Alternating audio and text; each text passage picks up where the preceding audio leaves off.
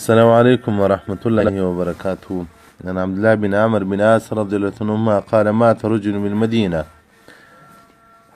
د عبد الله بن عمرو بن عاص رضی الله عنه روایت دی چې څوک په مدینه منوره کې مړ شو، ولې د بیا په مدینه منوره کې زو کړی و او هلته مړ شو، یعنې په خپل پلرګني وطن کې مړ شو.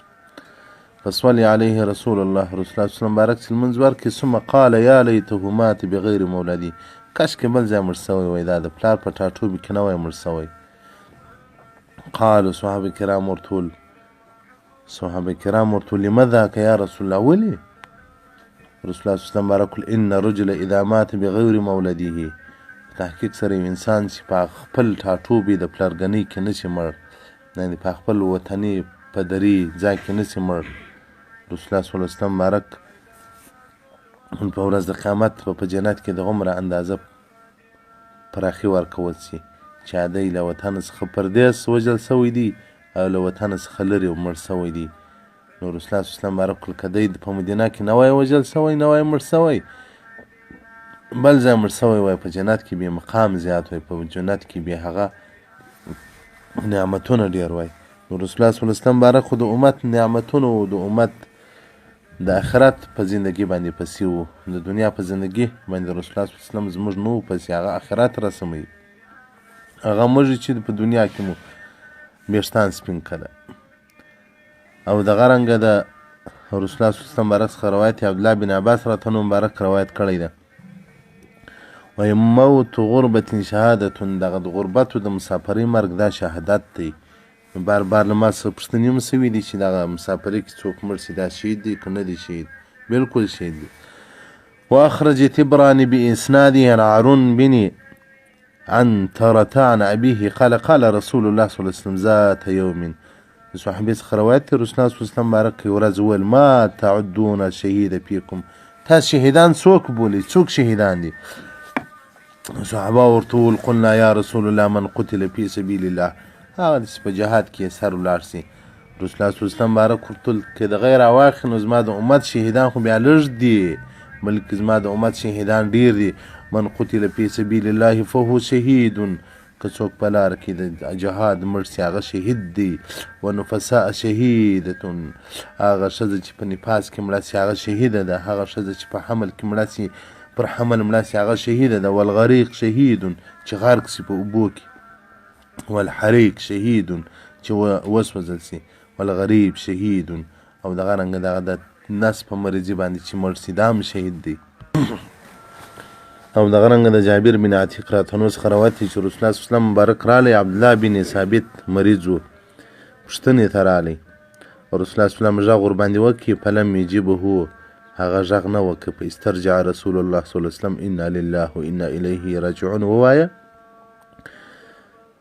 دلته دغه صحابي قربان پوه سوله چې وفات سوی دی عبدالله بن ثابت په ساحت نسوه، ښځو بغارې کلی ژړلې. ابن عتیق وایي ما دوی ته ویل چې مه ژاړئ مه ژاړئ، رسول الله صلی الله علیه وسلم بارک پرېږده، بس تعالی قضا چې راله نو د بیا وژل کېږي، بیا د چا په مرګ په ژړا باندې نه راګرځي.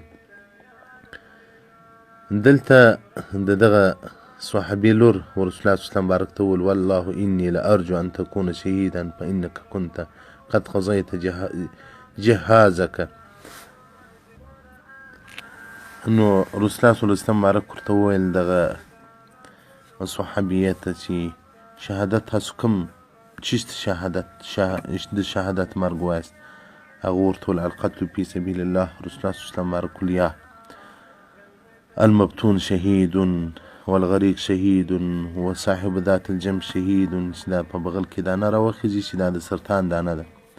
والذي يموت تحت الهدم، چې تر دیواله را لاندې مړ شي دا شهید دی. والمرأة تموت، وهغه ښځه چې مړه شي په حالت د ولادت باندې دا شهیده ده.